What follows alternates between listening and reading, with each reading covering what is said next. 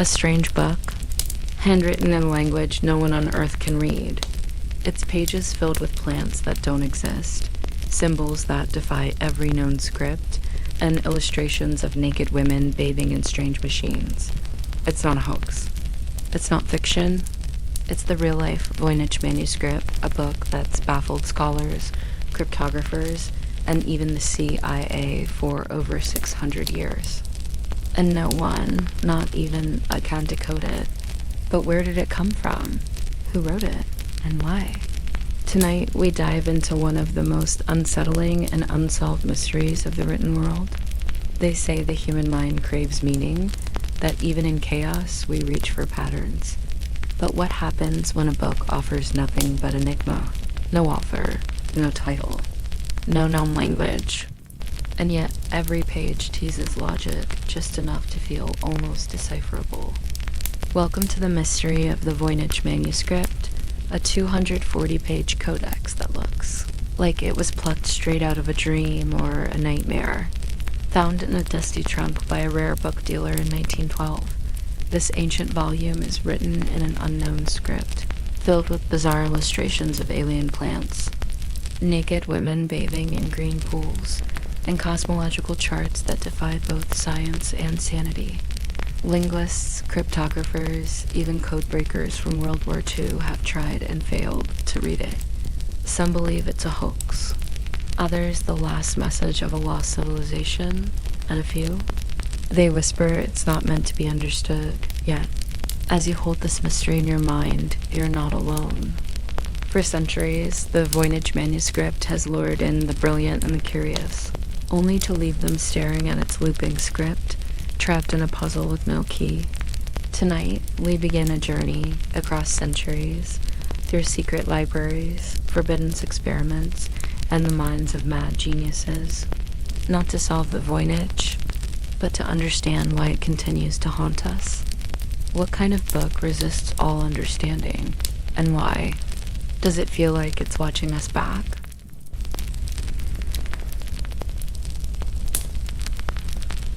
It was 1912, and the quiet hush of the Jesuit Collegio Romano library echoed with the scraping of fingers across forgotten vellum. Wilfred Voynich, a Polish Lithuanian rare book dealer, knew the scent of history when he smelled it, a heady mix of mold, leather, and age. He'd spent years digging through monastic vaults and antique collections, hoping to stumble upon the rare, the remarkable, the revolutionary. What he uncovered that day, though, wasn't merely rare. It was otherworldly. The book was small, about the size of a modern-day tablet. Roughly 240 pages remained, though some appeared to be missing.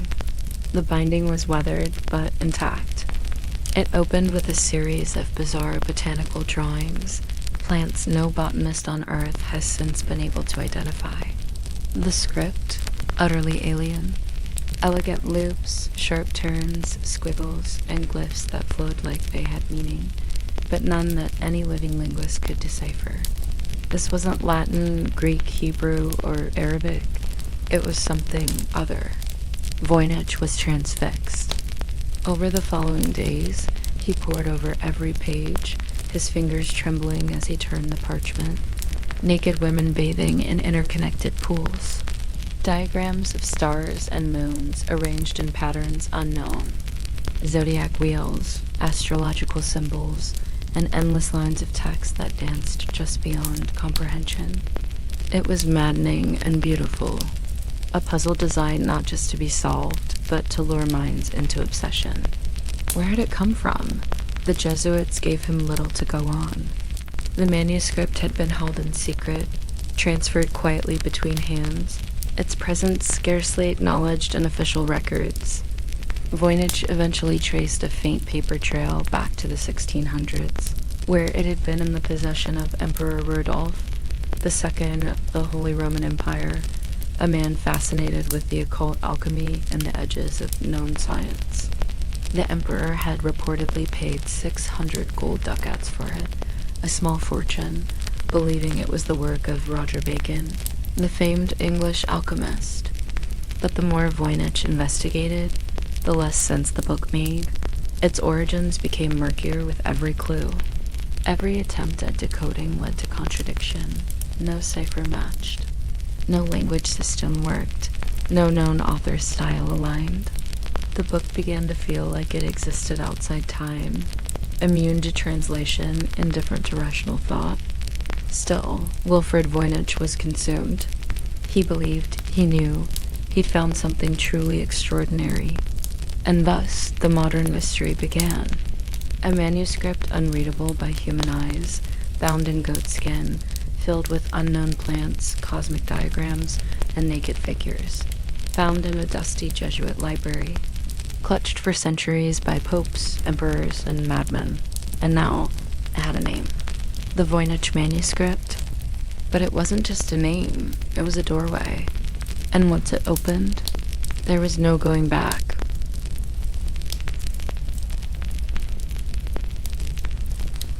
One of the most haunting and perplexing features of the Voynich Manuscript lies in its pages filled with botanical drawings.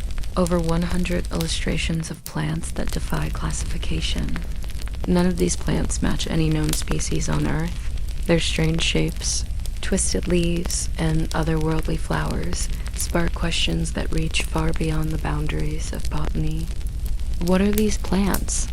Are they the products of an alchemist's imagination, alien flora, or something else entirely? At first glance, these drawings look like medieval herbal guides, detailed, carefully crafted, and seemingly educational. Yet no botanist or historian has been able to identify a single species with certainty. Some resemble real plants in vague ways, a leaf here, a flower there, but the details always diverge wildly, morphing into shapes that seem almost fantastical or surreal. Some plants appear to have roots tangled in impossible loops or stems that twist in impossible knots. Flowers bloom in strange geometric patterns, and leaves shimmer with veins that glow as if pulsing with some hidden energy. It's as if these plants belong not to our world, but to a realm of dreams or alchemy. Could the Voynich author have drawn these plants from visions or imagination? Some scholars suggest the illustrations are symbolic, representing concepts or spiritual ideas rather than physical plants. In medieval Europe, herbal manuscripts often mixed real and mystical plants, blending medicinal knowledge with folklore and magic. The Voynich manuscript may be an extreme example of this practice. The presence of these mysterious plants also invites the theory that the manuscript was a coded herbal guide for alchemists or healers, concealing knowledge about rare or lost plants. Perhaps these drawings encode remedies or mystical substances hidden from ordinary eyes. Yet the sheer number of unidentified plants defies simple explanation. Could it be that these botanical drawings stem from a lost world, or an ancient civilization whose flora vanished from history? If so, the manuscript could be a precious relic preserving a forgotten ecosystem, locked away in symbols and shapes. There is an unsettling feeling when gazing at these pages, an echo of a world that might have existed parallel to our own, or in a time lost to memory. It is as if the manuscript invites us to imagine a garden not of this earth, filled with life forms that challenge our understanding of biology. Some have even floated the possibility that the plants are extraterrestrial, drawn by someone who witnessed alien flora firsthand or through a visionary experience. Though this idea strains the bounds of credibility, it adds to the manuscript's aura of the uncanny and the unknown. Within these pages, the artist's hand is meticulous. The plants are rendered with precision and care, as if to preserve their form for posterity. The colors, mostly faded greens, browns, and reds, still carry a subtle vibrancy, further suggesting that the artist sought to record something observed, not merely imagined. The Voynich Manuscript's botanical section is more than art, it is a puzzle. Why dedicate so many pages to plants that cannot be identified? Was this an elaborate smokescreen, a riddle to distract readers from the manuscript's true purpose? Or was it a sincere attempt to document a hidden world? This mystery becomes deeper when considering the manuscript's other sections. Interwoven with the plants are diagrams of stars and planets, human figures engaged in strange rituals, and interconnected pools or vessels filled with liquids. These elements hint at alchemical or cosmological themes, suggesting the plants might have roles beyond mere herbs. Could these plants be ingredients in a mystical process, part of an alchemical recipe for transformation or enlightenment? Perhaps the manuscript combines botany with astrology and ritual magic, encoding an ancient wisdom lost to time. As you flip through these pages, the line between reality and fantasy blurs. The plants become symbols of the unknown, representing the human yearning to understand the mysteries of nature and existence itself. The Voynich Manuscript, with its plants from nowhere, challenges our assumptions and dares us to think beyond the familiar. It reminds us that the world holds secrets still waiting to be discovered, whether in dusty archives, ancient forests, or the depths of imagination.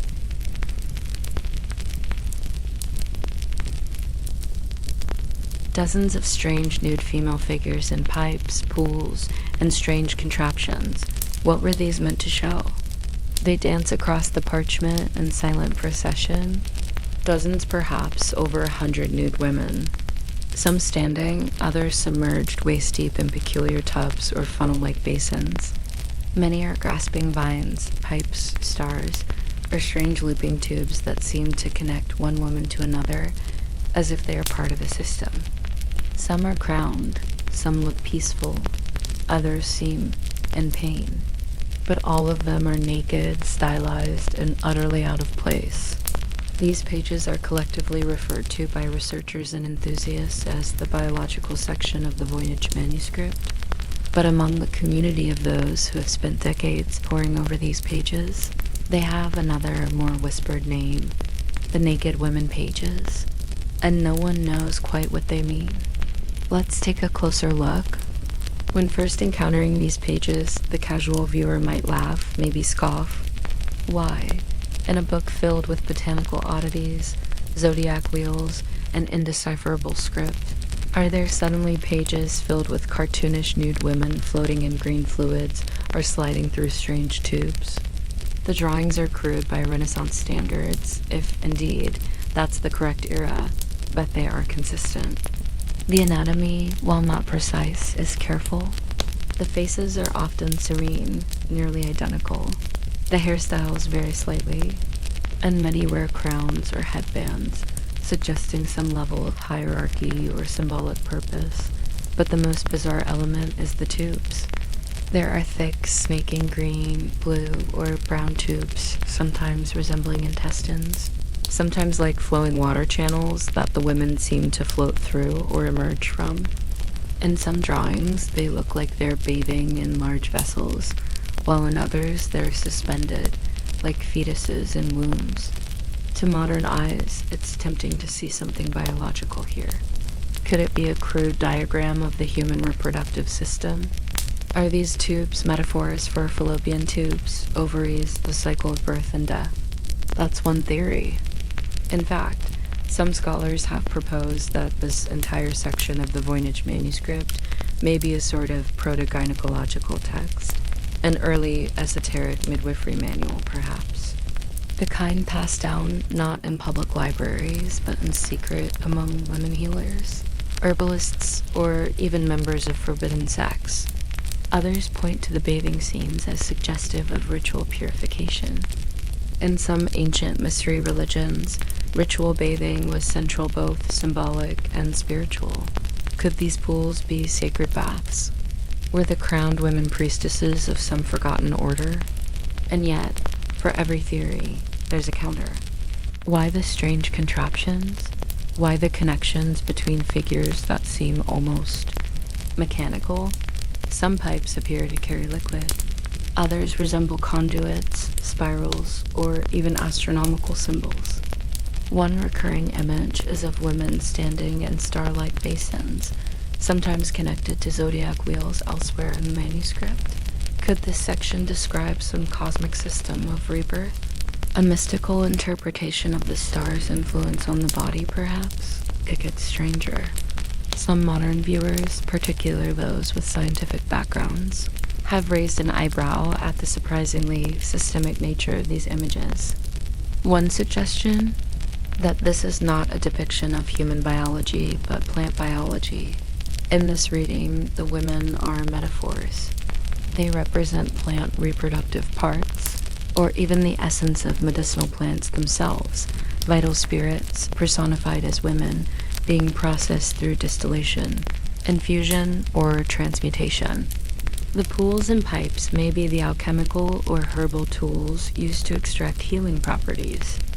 This would make sense in the context of the Voynich Manuscript's overwhelming focus on plant life. Perhaps in a world before modern microscopy and anatomy, the act of making medicine from nature was deeply spiritual. To render a healing plant as a naked woman being purified or transformed would not be seen as erotic or strange, but as symbolic of the plant's essence. It also opens another possibility. What if these figures are souls? In some esoteric traditions, both Christian and pre-Christian, the soul was depicted as feminine, pure, receptive, often naked. The process of death and rebirth, or of spiritual purification, was sometimes depicted in elaborate imagery involving fluids, stars, vessels, and transformation. In this light, the women of the Voynich Manuscript might be undergoing a metaphysical journey, from corruption to purification, from earthly to celestial, from matter to spirit. This symbolic interpretation is strengthened by the connection to astrology seen elsewhere in the manuscript. The zodiac signs, particularly Cancer, Leo, Virgo, appear repeatedly, and often with accompanying naked women and basins. Could this section describe how celestial forces govern not just the body, but the spirit? Then again, not everyone is so mystical in their reading. Skeptics argue that the drawings are simply nonsense, that they're meant to evoke a sense of mystery but ultimately are meaningless. Perhaps a con job designed to impress an overly curious patron during the Renaissance, someone willing to pay handsomely for a book full of ancient wisdom. But even this theory struggles to explain the consistency of these images. Across dozens of pages, the style doesn't deviate. The architecture of the pipes, the proportionality of the women, the symbolic repetitions all suggest a careful, deliberate hand. It's not the work of someone doodling for fun. This took time, effort, and a cohesive vision, and perhaps obsession. There's something hypnotic about these pages. The repetition of the forms, the serenity of the faces, the flow of one pool into another, like time itself passing in a loop. One researcher described these images as a meditation in ink, a visual mantra, endlessly cycling through birth, death, purification, and renewal. And then there's the question no one has answered. Why women? Why not men, or children, or animals? Why are these pages entirely feminine? It could be biology or spirituality, or the worldview of the author, perhaps a woman herself, or a man deeply immersed in feminine mystery traditions. Or perhaps these women are the book. Each one a page in a living manuscript, each scene a metaphor for transmission of knowledge, passed through hands, vessels, bodies, and minds. A secret lineage encoded in ink and flesh. In the end, the naked women pages remain one of the most debated and perplexing parts of the Voynich Manuscript. They invite the viewer to look and look again, to see nudity not as scandal, but a symbol, to question what knowledge has been lost and what might still be found, not in the words, but in the silence between them, because maybe, just maybe, these women are whispering, and we just haven't learned how to listen.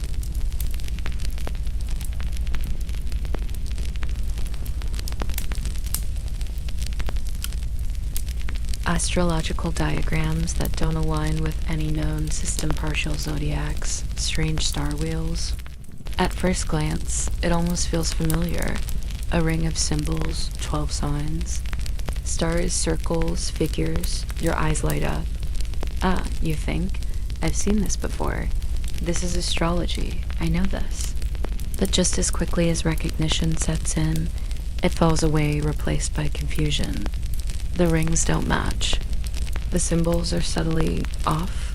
The positions are wrong. The sequences are broken. Some signs are missing entirely. Others appear more than once. And the figures, those strange women again, float through the wheels, often in postures or groupings that make no traditional sense. This is not the zodiac we know. Welcome to the zodiac of the impossible, one of the most baffling and quietly unsettling sections of the Voynich Manuscript. It begins, seemingly innocently, with circular diagrams. They look like star charts or cosmological wheels. You may even spot familiar signs: Scorpio, Taurus, Sagittarius. They're drawn in that same flowing, confident hand, naive yet precise. But something's wrong. In one chart, there are only 10 signs. In another, a single sign appears 3 times. In yet another, the central ring is filled with tiny naked women, climbing through what looks like a spoked wheel like stars revolving through time. And surrounding them, text, always that same looping, dancing script, indecipherable, untranslatable, silent. It's like staring at a machine built from your dreams' recognizable parts, assembled in the wrong order. Everything is slightly tilted, subtly broken. It doesn't help that we want to understand this. Astrology is one of the oldest symbolic systems in human history. From Babylon to Alexandria, from Vedic India to Renaissance Europe, the zodiac has remained a bridge between heaven and earth. A cosmic clock, a language of stars. So when we see these wheels in the Voynich Manuscript, our minds leap to decode them. But they resist us. Let's take one of the more well-known diagrams, what scholars call the circular zodiac wheel. Around the edges are star signs, but out of order. Gemini is next to Cancer, but then comes Pisces. The spacing is uneven. Some wedges are drawn with more detail than others. The women in the chart, dozens of them, float inside the spokes as if being spun, but spun by what and why? Some researchers believe this section reflects a lost astrological tradition, one not rooted in European, Arabic, or even known Eastern systems, a proto-zodiac, perhaps, or a mystical one. It could reflect a spiritual astrology, where signs aren't simply linked to months or planets, but to phases of initiation, transformation, or alchemical states. Others think it may be a calendar, not a zodiac at all. The repeated signs could reflect lunar months, or even a ritual cycle marking specific ceremonial days, perhaps in a monastic or magical community that we have no records of.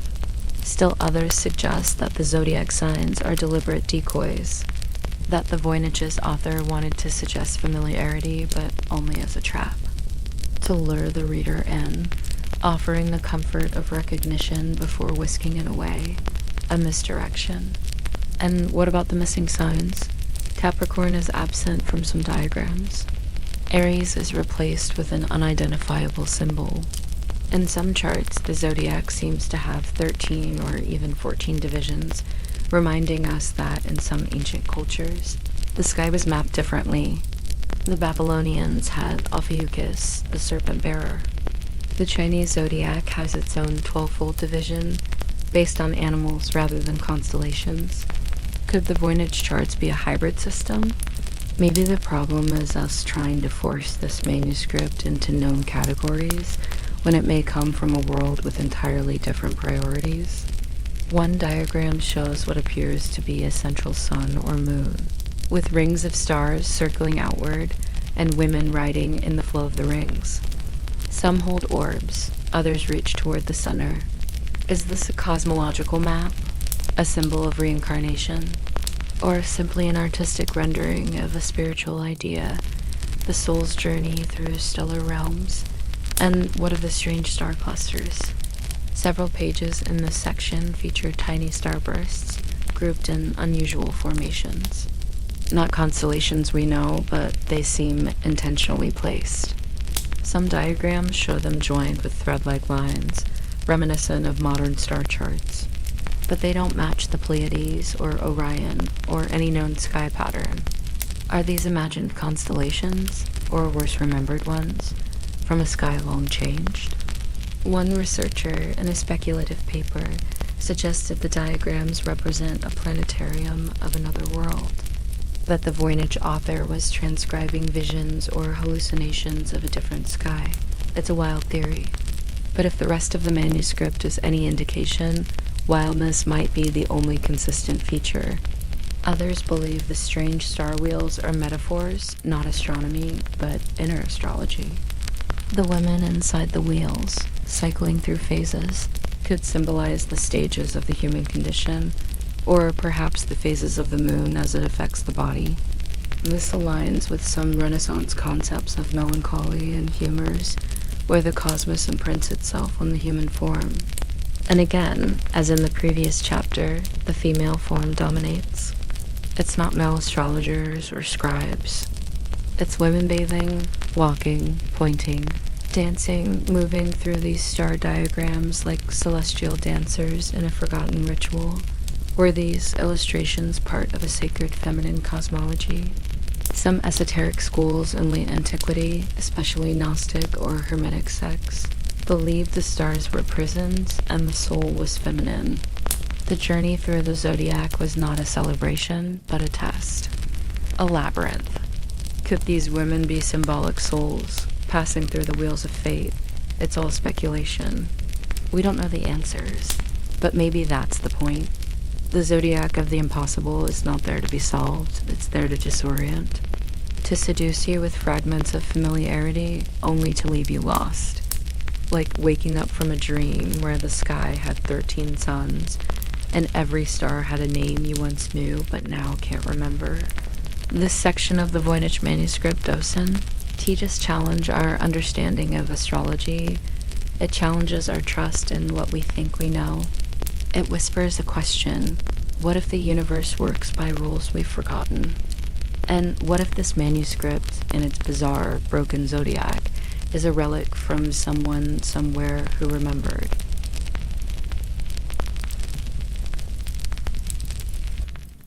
There are codes we break and codes that break us.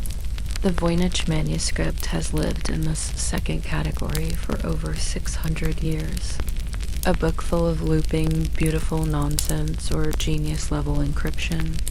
It has resisted every effort to unravel it, from the brightest minds of the 20th century to the most advanced technologies of the 21st. This is not just a puzzle. It's a monument to mystery. And it's winning. Let's start in the middle of the 20th century, during a time when the world was at war and code-breaking became a matter of survival. The Allies had built an entire empire of cryptanalysis. Alan Turing and his team at Bletchley Park cracked the Nazi Enigma machine, a cipher considered unbreakable.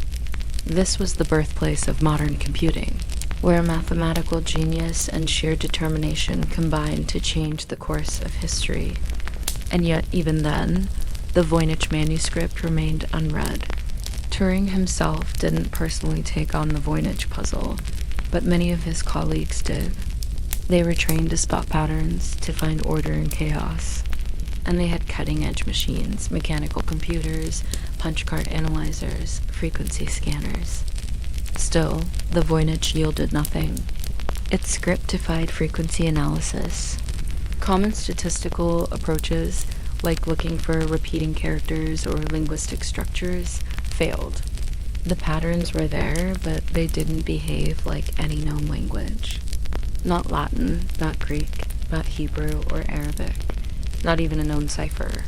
Some of the most respected codebreakers of the era looked at the text and said, essentially, this doesn't make sense, even as gibberish. So naturally, some assumed it must be a hoax. But that idea didn't sit well either. You see, hoaxes usually fall apart under scrutiny. They repeat themselves too often. Their randomness shows its seams, but the Voynich text has a kind of coherent chaos. It feels structured even if we can't understand it. Certain words appear in specific sections. Purple pages use different vocabulary from the astrological ones. It's as if the book has genres. And the script itself, it's consistent. Whoever wrote it used the same 20 to 30 characters over and over in rules that seem linguistically valid, just not in any language we've ever known. Fast forward to the Cold War. The NSA, yes, that NSA, took a crack at it. In the 1970s, America's National Security Agency released a declassified document written by one of its cryptanalysts, Captain Prescott Carrier. He had studied the manuscript using techniques developed for intercepting and decoding Soviet transmissions. His conclusion? The Voynich was likely written by more than one scribe, and perhaps even composed in more than one dialect or code system. But here's the catch. He still couldn't read a single word of it. Later, other NSA cryptologists tried running the Voynich through early computer programs designed to brute force decode substitution ciphers. These were the digital grandfathers of modern code breaking, as of still nothing. Every attempt frequency analysis, statistical clustering, pattern recognition hit the same wall. The text obeys its own strange rules. It's too structured to be nonsense, but too alien to be language. Which brings us to today. We now live in the age of artificial intelligence, language models, deep learning, machine translation. We've built systems that can decode dead languages, translate hieroglyphs, even simulate Shakespeare. Surely, if any technology could crack the Voynich Manuscript, it would be modern AI, right? Not quite. Researchers have trained neural networks, models like the ones behind Google Translate or OpenAI's GPT on vast datasets of ancient texts. Coded messages, obscure languages. They've thrown every decoding algorithm imaginable at the Voynich text. Statistical, syntactic, semantic, visual. Still, no translation. No breakthrough. No eureka moment. Some have been able to mimic the Voynich script to generate fake Voynich passages that are statistically indistinguishable from the real thing. But they still don't know what it means. They just replicate the pattern without understanding the content. And when researchers ask to guess at meaning, no two models agree. One suggests it's encoded proto-romance. Another says it's nonsense poetry. Others think it might be an invented language, a conlang like Tolkien's Elvish, only more complex. Still others propose that the manuscript could be written in a form of glossolalia spirit language channeled by the author in a trance state, structured but never meant to be read in a conventional way. The mystery deepens when you consider the effort that went into the writing. Over 240 pages, dense text, carefully drawn illustrations, dozens of botanical drawings, hundreds of naked figures, strange architectural forms. This wasn't a weekend project. Someone or some group spent years, possibly decades, creating this. Who invests that kind of time into something meaningless? Let's say, just for a moment, that it is a cipher, that it has a hidden meaning underneath the surface script. Then what kind of cipher could possibly last this long unbroken by the NSM, by supercomputers, by AI? A polyglot cipher changing its code system every page? A multi-layered steganographic encryption hiding meaning in text length, word position, or even image placement? Or something we haven't even invented a word for yet? In recent years, independent researchers and amateur cryptographers have joined the hunt. Online forums, Reddit threads, GitHub repositories full of Voynich OCR software and decoding attempts. Every few months, a new theory bubbles up. It's medieval Turkish, it's Hebrew anagrams, it's musical notation. It's a cipher for a lost Amazonian dialect, all fascinating, none conclusive. And then, of course, we have OpenAI, the very tech helping narrate this story. Even here, models trained on the sum total of human language, culture, and cryptographic technique cannot explain the Voynich manuscript. We can analyze it. We can speculate. We can tell you stories about it, but we can't solve it. Which leads to an unsettling thought. What if the Voynich Manuscript is a message from a world we no longer inhabit? A world that understood symbols differently? Where writing wasn't about sounds, but about states of being? Where books didn't tell stories, they enacted them? What if the problem isn't the code? What if the problem is us? We keep trying to decode the manuscript as a language, but maybe it's something else entirely, a performance, a ritual, a game, a puzzle not meant to be solved, but to transform the reader in the attempt. In that sense, the Voynich is the perfect mirror. It reflects our obsessions, our drive to know, to conquer mystery, to explain everything. And still it wins. 6 centuries later, the code holds. We've thrown everything at it: war machines, supercomputers, the smartest minds. The fastest eye and it remains, page after page, stubbornly, gloriously, unread, a cipher beyond cracking. And maybe, just maybe, that's exactly what it was always meant to be.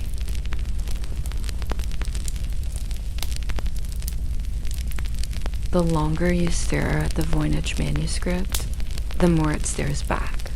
Its looping letters, surreal plants, and ghostly figures don't just puzzle, they haunt.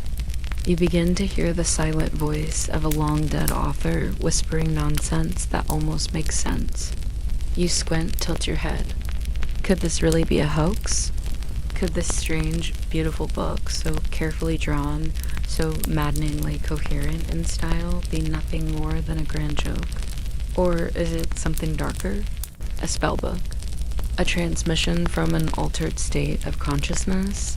Or even the fevered scrawling of a brilliant, broken mind? Welcome to the heart of the rabbit hole. The hoax theory, a masterpiece of medieval mischief.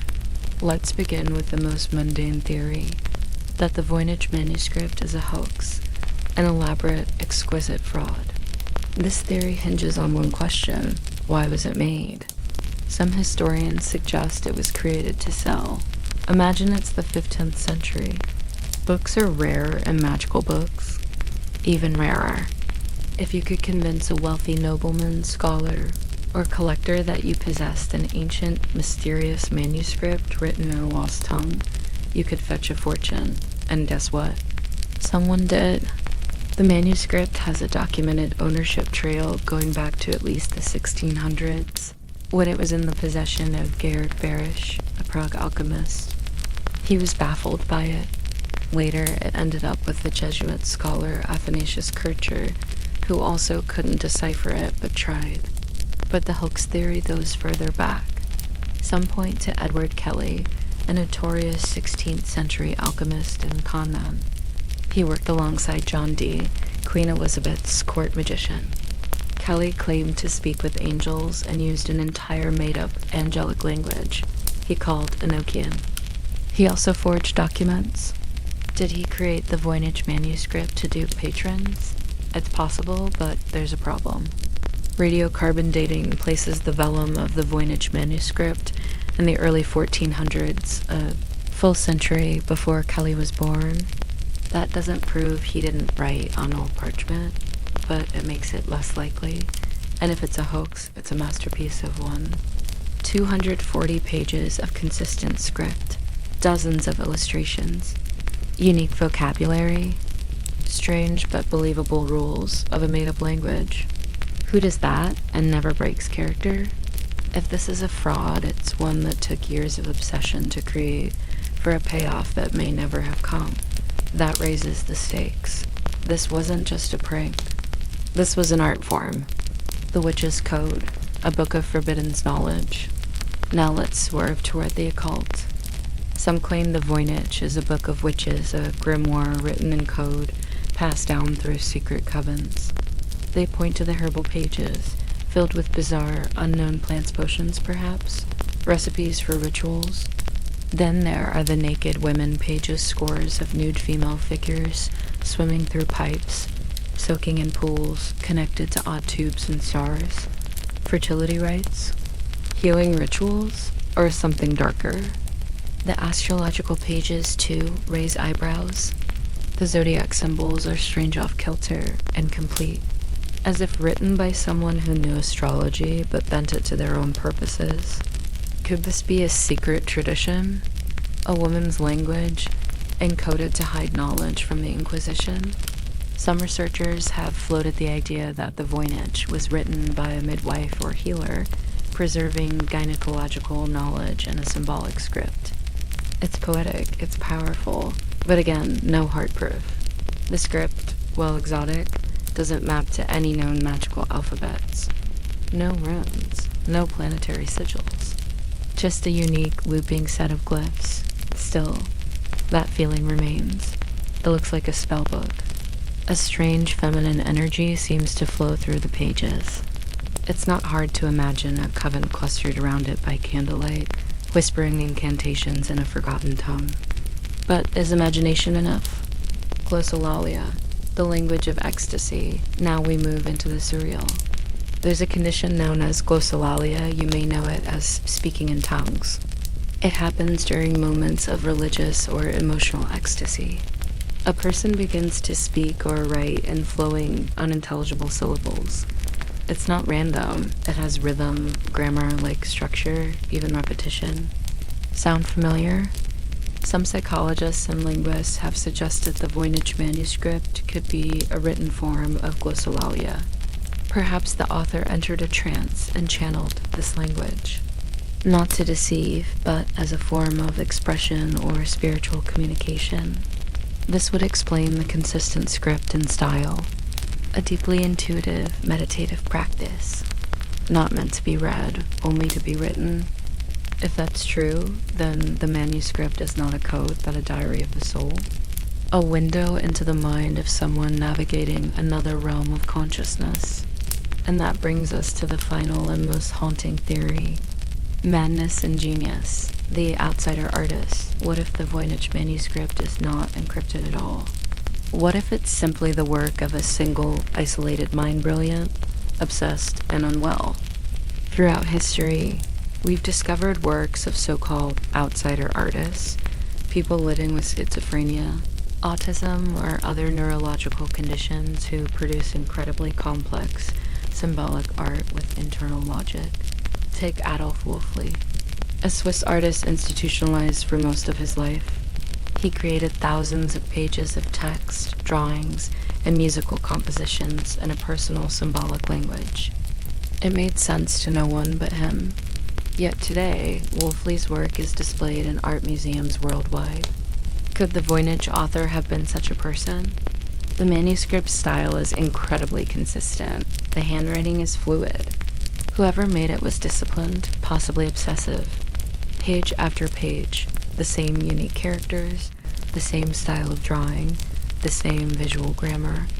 It's not hard to imagine someone in a cloister, a cell, or a solitary home, caught in a vision only they could see, drawing it out day after day, year after year, building a universe for one. If so, the Voynich Manuscript may be one of the earliest examples of outsider literature, not nonsense, but the record of a rich inner world we'll never fully access. It raises a deep and uncomfortable question. If no one else can understand it, does that mean it's meaningless? Or does it mean it's uniquely, heartbreakingly human?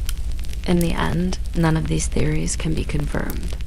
That's the magic and the madness of the Voynich Manuscript. It could be a con, a code, a confession, or a cry from the depths of a mind lost to time. Maybe it's all of these. Maybe it's none. What we do know is that the Voynich continues to speak, even though we can't understand a word. And perhaps that's the point.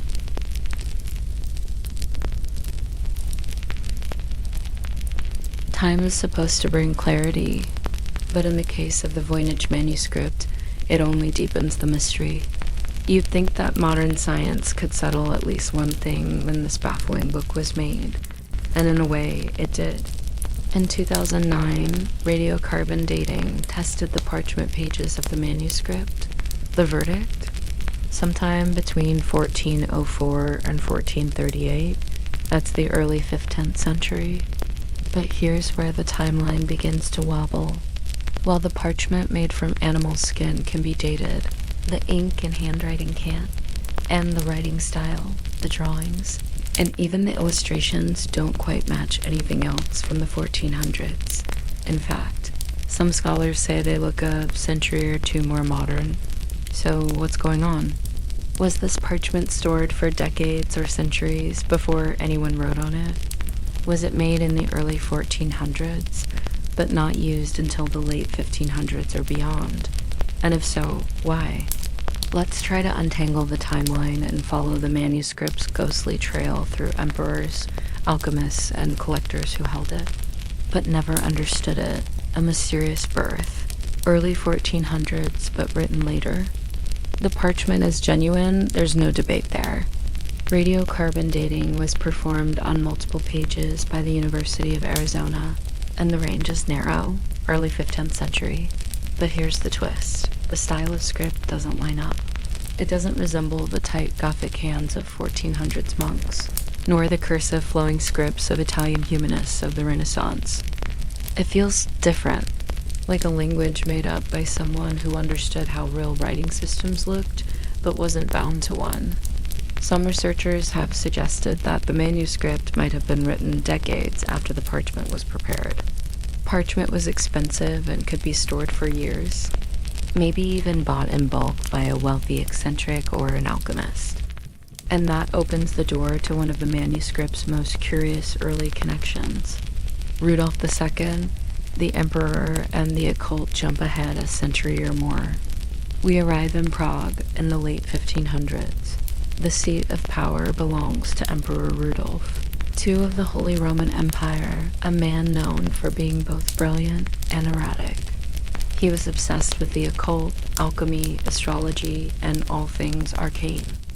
It is here, according to a 17th century letter found inside the Voynich Manuscript, that we catch the first real glimpse of the book's journey. The letter, written by Johannes Marcus Marci, a Prague scientist, says this: "To the most illustrious Kircher, the book was purchased by the Emperor Rudolph for 600 ducats. 600 ducats. That was an enormous sum comparable to tens of thousands of dollars today." If true, the manuscript was considered extremely valuable in its time. Not just a curiosity, but perhaps a key to ancient knowledge or lost wisdom. So how did it end up in Rudolph's court? One name comes up over and over: Edward Kelly. Remember him? The English alchemist and mystic, associate of John Dee. Some say he brought the manuscript to Prague, perhaps as part of his efforts to win favor with the emperor. Kelly was a master of showmanship and forgery. Did he try to pass the Voynich off as a genuine magical text? Maybe, but if so, he did it using a book already centuries old. Again, the parchment predates Kelly by nearly 100 years. And this brings us to the possibility that the book changed hands many times before reaching Prague. From alchemists to Jesuits, a trio of believers after Rudolph, the manuscript seems to disappear again until it resurfaces in the hands of Georg Berisch, a Bohemian alchemist in the early 1600s. Berisch was clearly obsessed with the manuscript. He reportedly spent years trying to decipher it, believing it contained lost science. Eventually, Berisch sent the manuscript and the famous letter to Athanasius Kircher, a Jesuit scholar in Rome who had claimed to have deciphered Egyptian hieroglyphs. Kircher was the go-to decoder of his age. But even he failed to crack the Voynich. From there, the manuscript entered the Jesuit archives and disappeared for over 200 years. That gap from the 1600s to the early 1900s is a black hole. We don't know who had it. We don't know where it was stored. No records, no clues. Then, in 1912, it reappeared in Italy, bought by rare book dealer Wilfrid Voynich, for whom it is now named. Wilfrid Voynich, the book hunter. Voynich was no ordinary bookseller. He was a Polish revolutionary turned rare manuscript dealer, known for his keen eye and love for the arcane. He stumbled upon the manuscript in a chest of books in the Villa Mondragon, a Jesuit college outside Rome. Immediately realizing it was something extraordinary, he purchased it and spent the rest of his life trying to decipher it. Voynich believed it was the work of Roger Bacon, the 13th century English philosopher and early scientist. That theory is now largely discredited again, because the parchment is from the 1400s, but it shows the kind of aura the manuscript carried. After Voynich's death, the manuscript passed to his widow, then to bookseller H.P. Krauss, and finally to Yale University, where it resides today in the Beinecke Rare Book and Manuscript Library. And yet, through all these hands, no one ever deciphered it. The timeline paradox, so what does all this mean? It means the Voynich manuscript has a tangible history, but one that never quite aligns. Every time we think we've found solid ground, it slips beneath us. The parchment says 1400s. The writing style suggests later. The illustrations hint at multiple influences, some medieval, some Renaissance. The ownership trail begins in the 1600s, skips centuries, then reappears in the 1900s. It's like a puzzle with too many missing pieces and some pieces from other puzzles thrown in. So what's the truth? Is it possible the manuscript was written in the 1400s by a reclusive genius ahead of their time? Or was it created later on older parchment as a mystical con? Maybe it passed hand to hand, altered slightly each time, until it became what we see today, a kind of Frankenstein's manuscript, stitched together by history. Or maybe it never had a single origin point. Maybe the Voynich manuscript is less like a book, and more like a virus mutating, migrating, infecting the minds of all who try to decode it. And as we move deeper, one truth becomes clearer. Time has not tamed the Voynich.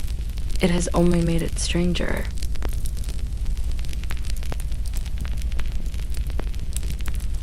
There are books that make you think, books that make you dream, and then there are books like the Voynich manuscript. You don't just read it, you fall into it. Not literally, of course, but that's how many have described the experience. Once you begin trying to understand it, trying to decipher its patterns, its meaning, its maddening structure, something changes. Days disappear, weeks blur, and eventually you realize the manuscript isn't just a mystery, it wants to stay that way. At least that's what it feels like. Throughout the decades, stories have emerged, whispers of obsession, scholars losing their health, researchers wrecking marriages, lifetimes lost in pursuit of a puzzle with no promise of a solution. And among those who have chased it, some never truly walked away. Some people call it the Voynich curse. But is that just poetic exaggeration? Or is there something about this strange book, this ink and vellum siren, that really does pull you in? Let's follow the trail of those who tried and fell. Our journey begins with Wilfred Voynich himself, the man who bought the manuscript in 1912 and spent the rest of his life trying to unravel it. Voynich was a seasoned rare book dealer, no stranger to obscure texts, but this one was different. After acquiring the manuscript from the Jesuits at the Villa Mondragon, he became convinced it held ancient scientific wisdom. He believed it might be the work of the 13th century philosopher Roger Bacon centuries ahead of his time. Voynich devoted enormous time and energy to proving it. He never succeeded. He died in 1930, having shared the manuscript with dozens of experts, but never getting closer to the truth. His wife, Ethel, inherited the manuscript and the mystery. She protected it fiercely, declining to sell or donate it, even as experts and institutions begged for access. She lived with it for over 2 decades. Some said she never truly understood why her husband was so consumed, but even she refused to let it go. After her death, the manuscript finally passed into new hands into the academic world. And that's when the pattern began to repeat. In the mid-20th century, a respected cryptographer named William Friedman took up the challenge. Friedman was no amateur. He helped break Japan's infamous Purple Code during World War II. He was one of the most brilliant codebreakers America ever produced. But even Friedman couldn't crack the Voynich. He spent decades studying the manuscript. He formed a group of top cryptanalysts. They analyzed patterns, counted symbols, even tried statistical attacks. Nothing worked. The text refused to yield. Eventually, Friedman had a mental breakdown. Whether caused by the manuscript or not is debatable, but those close to him say he became increasingly fixated. The Voynich was always there, like a shadow behind his achievements. He died in 1969 without a solution. Friedman wasn't the only one who fell down the rabbit hole. A man named Prescott Carrier, a naval cryptographer, introduced a new theory in the 1970s. He noticed that the manuscript contained two distinct writing styles, two hands, suggesting two different scribes. He also found internal consistency within each hand, suggesting that the language, if it was one, obeyed rules. Carrier became obsessed.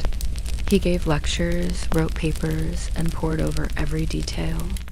But just like Friedman, he got no closer to unlocking the meaning. The patterns were there, but the message remained sealed. It was as if the manuscript wanted to look solvable, without ever actually being solved. Some researchers started to experience what can only be described as paranoia. One man, a linguist from Eastern Europe, convinced himself that the manuscript was deliberately hiding a message from a pre-human civilization. Another believed it was an encoded history of alien contact. A few even claimed the book changed when they weren't looking, that pages rearranged, drawings altered, symbols shifted. Of course, those were the ravings of the more fringe minds, but still, the pattern was undeniable. The deeper one stared into the Voynich, the harder it became to let go, and the obsession didn't always lead to madness. Sometimes it led to ruin. One couple, both professors, nearly divorced after years of fighting over competing theories.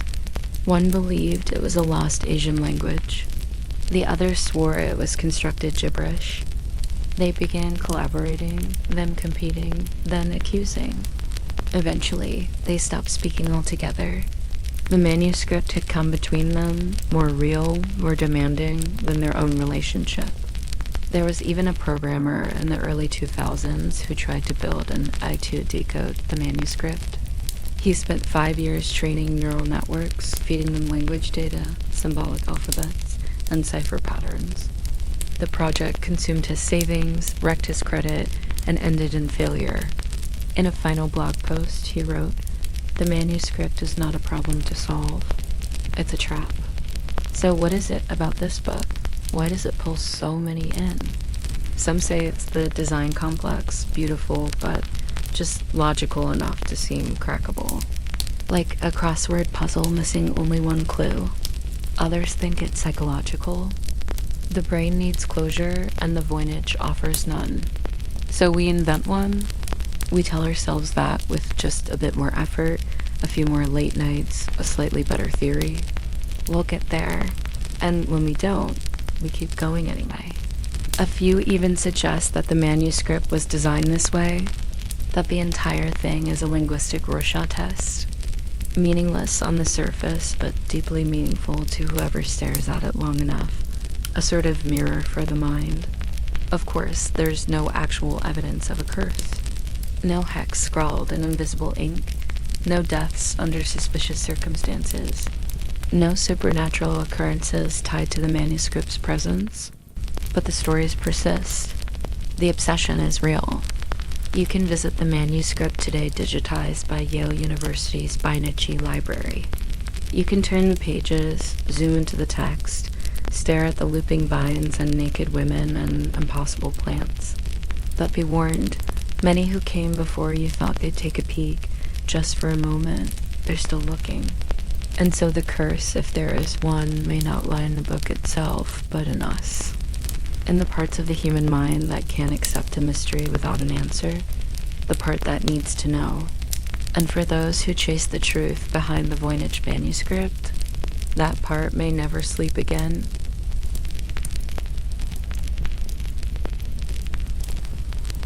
To truly grasp the enigma of the Voynich Manuscript, we must slip through time into candlelit laboratories, into smoky backrooms of scholars and sorcerers, where knowledge was whispered rather than published. We must descend into a world where science and mysticism blurred, and where the word alchemy did not mean fantasy, but transformation. This chapter takes us into that world.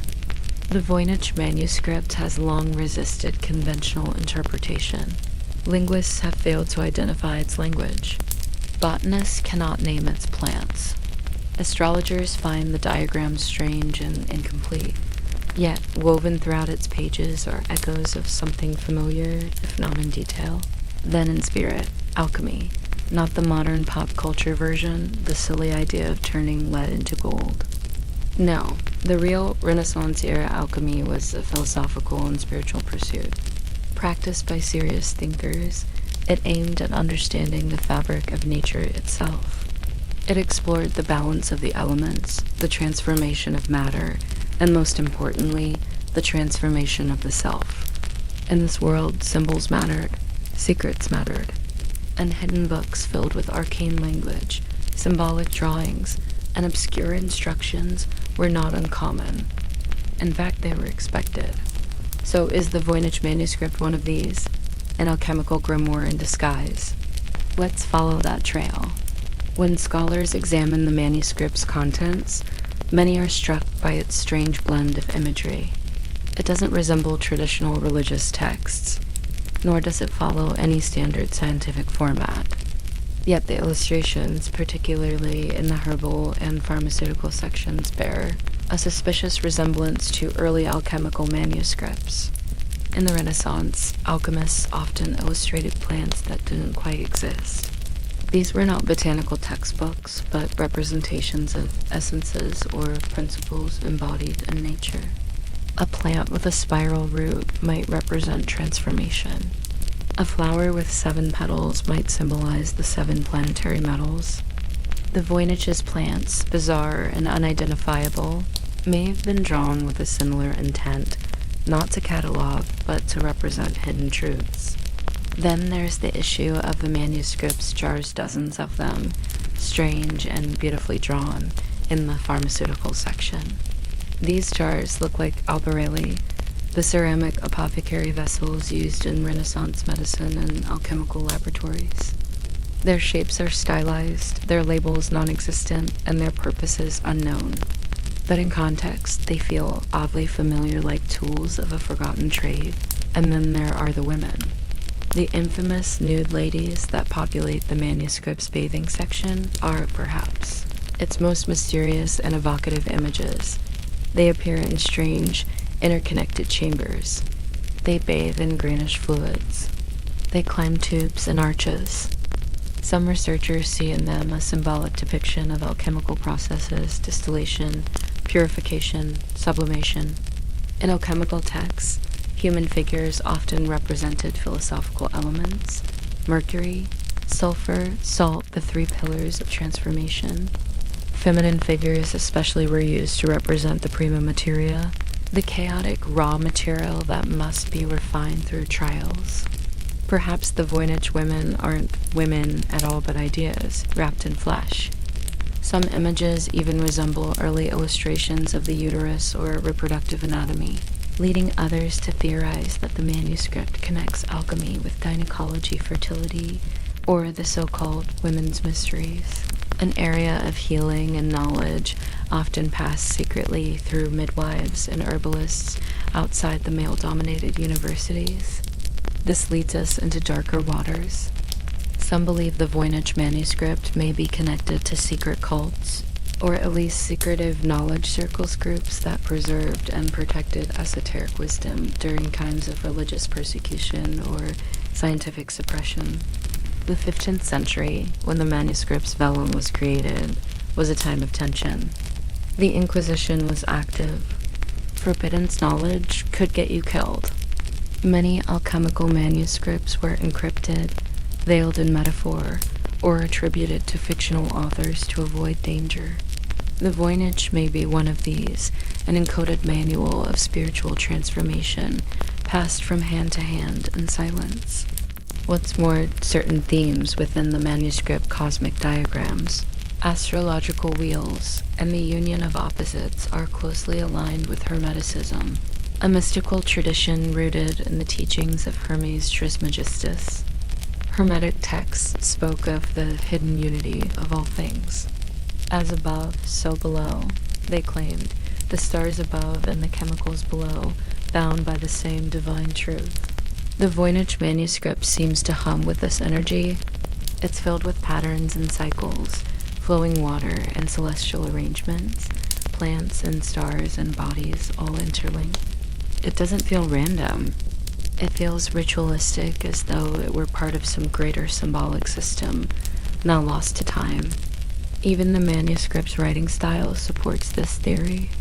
The so-called Voynichese script flows in elegant loops and strokes, suggestive of a constructed language, or perhaps a cipher used only among the initiated. Some have theorized it was created to look like language, but was never meant to be read aloud, only meditated upon. Like a mantra in written form. Another curious clue, the presence of certain recurring word clusters that seem to appear in regular locations, such as page headers or next to certain plants. In alchemical texts, it was common to assign code names to substances or processes, like calling lead, Saturn or gold, the Red King. If the Voynich follows a similar structure, those repeating clusters may not be nonsense, but references to core concepts within a hidden tradition. Of course, not everyone agrees. Critics of the alchemical theory point out that the manuscript lacks the more familiar symbols of the alchemical world. No gold circles, no serpent eating its tail, no depictions of furnaces or flasks or winged dragons. It's possible, they argue, that the resemblance is coincidental, or that modern readers are projecting their own ideas onto meaningless drawings. But that, in itself, is the hallmark of esoteric writing. It invites projection. It's a man's intuition. You don't unlock its secrets with logic alone, you feel your way in. For the true initiate, meaning lies behind the veil. So, where does that leave us? The alchemical connection is not proof. But it is a pathway, one of the few that seems to harmonize with the manuscript's internal logic. A worldview where plants are symbols, women are archetypes, and language is a ritual. A place where ink on vellum becomes a spiritual map, guiding the reader toward hidden truths. Perhaps the manuscript is not meant to be decoded, but contemplated. Not solved, but experienced. Like the alchemist's great work, it may be that the transformation it offers isn't in the text, but in the reader. And that, in the end, may be the deepest magic of all. The human mind has a built-in itch. It demands meaning. We decode patterns in stars, hear words in wind, find faces in clouds. So when we encounter something that refuses to yield, something like the Voynich Manuscript, it doesn't to just confuse us. It haunts us. For over a century, cryptographers, linguists, historians, codebreakers, dreamers, and skeptics have pored over its pages. They've mapped glyph frequencies, cataloged symbols, measured the curves of its script, but the core remains untouched. The book doesn't speak, and after so many failed attempts, one question lingers in the silence like a whisper in a locked room. What if it's not meant to be understood? It's a chilling thought, not because it suggests failure, but because it flips our expectations upside down. What if the Voynich Manuscript isn't a message to be received, but a mirror held up to our obsession with decoding the universe? Let's imagine for a moment that the book is not nonsense, nor a code, nor a forgotten language, but something more elusive, a deliberate mystery, crafted not to be solved, but to exist. This isn't a new idea. In the realm of mysticism and esoteric traditions, hidden knowledge was never meant for the masses. Ancient initiates often wrote in cryptic symbols, wrapping truth in riddles, not to deceive, but to protect. The act of seeking itself was the lesson. Only those truly devoted, those willing to sit in darkness without answers, were considered worthy of seeing the light. Could the Voynich be such a creation? A book not of knowledge, but of transformation? Consider this. If someone designed the manuscript as an object of contemplation, a kind of mandala in book form, then it is working perfectly. It has drawn us in, obsessed us, made us question everything from the limits of language to the nature of meaning itself. Think of the illustrations: spirals, loops, cycles, repeating forms. They're hypnotic. They lead the eye, but never to a clear conclusion. The language flows in a rhythm, but without known syntax. It feels like reading a dream. You don't understand it logically, but something about it moves you. Is it art? Is it a meditation? Or is it something even stranger? Some theorists have proposed that the manuscript might be the result of glossolalia, automatic writing from a person in a trance-like state, channeling language that came not from logic, but from somewhere deeper or stranger. Others suggest it could be an elaborate mental exercise created by someone testing the boundaries of cognition itself, a puzzle with no edges, a language with no translation, a structure that mimics understanding but always slips away, and yet the book feels deliberate. It doesn't appear random. Its structure, glyph frequency, and internal consistency suggest rules, just ones we cannot grasp. It gives the illusion of a language, but it might be something else entirely, something that exists between language and thought, a vessel of potential meaning with no fixed key. And that brings us to the most unsettling possibility. What if the Voynich manuscript was never meant to be read because it's about us, not it? It exposes our biases, our urge to categorize, to solve, to impose frameworks. It reveals how uncomfortable we are with silence, with mystery. It forces us to confront the possibility that some things cannot be translated into neat lines of meaning. We look at its pages and expect answers. But maybe the Voynich stares back and asks, why do you need one? Throughout history, countless cultures have used undecipherable symbols for sacred reasons. The language of gods, of spirits, of dreams.